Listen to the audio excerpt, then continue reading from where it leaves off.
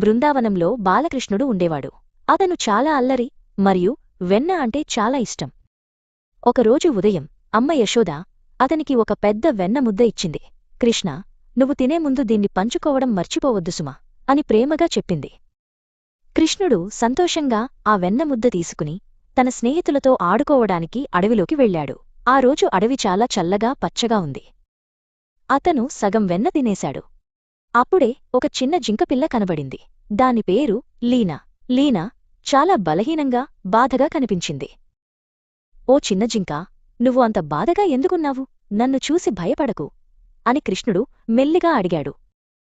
లీనా గొంతులో మెల్లగా, నాకు చాలా ఆకలిగా ఉంది, కాని మా అమ్మ దూరంగా ఉంది. నాకు తినడానికి ఏమీ దొరకలేదు అంది.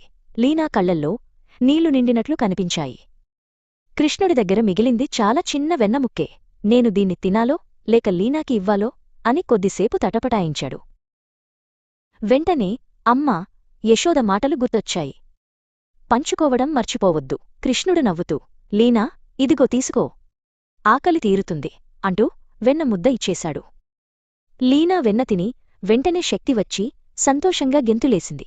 కృష్ణుడికి తన వెన్న కోల్పోయినా లీనా ఆనందాన్ని చూసి అంతకంటే ఎక్కువ ఆనందం కలిగింది.